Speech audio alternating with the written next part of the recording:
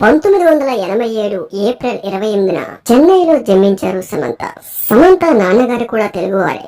సమంత గారి అమ్మగారు మలయాళం.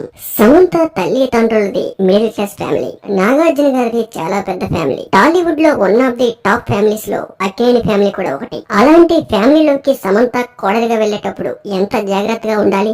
నాగ చైతన్య సమంతని ప్రేమించి వివాహం చేసుకున్నారు. ఒక పెద్ద ఫ్యామిలీలో కోడలిగా ఉండేటప్పుడు చిన్న చిన్న మనస్పర్ధలు కామన్. అలాంటివన్నీ చూసుకుంటూ ముందుకు సాగిపోవాలి. కానీ బయటకు వచ్చేసి ఇప్పుడు బాధపడితే ఉపయోగం ఏముంది? అన్ని రోజులు ఒకేలా ఉండవు. కష్ట సుఖాల్లో తోడుంటూ నాగ చైతన్య చెప్పిన మాట వింటూ అదే ఫ్యామిలీలో సమంత ఇప్పుడు ఉండుంటే సమంత లైఫ్ ఇప్పుడు వేరేలా ఉండేది. కానీ ఇప్పుడు బాధపడి ఉపయోగం ఏమీ లేదు. ఎందుకంటే జరగవలసిన నష్టం జరిగిపోయింది. సమంత నాగ చైతన్య విడిపోయిన తర్వాత సమంతకి అన్ని ఫెయిల్యూర్సే.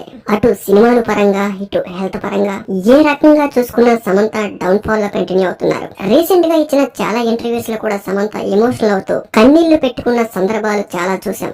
వీళ్ళిద్దరూ విడిపోవడానికి చాలా కారణాలు ఉండొచ్చు. కానీ అన్ని సంవత్సరాలు ప్రేమించి పెళ్లి చేసుకుని చిన్న చిన్న మనస్పర్ధలకి విడిపోయి ఇప్పుడు ఎంత బాధపడినా కూడా ఎలాంటి ఉపయోగం ఉండదు.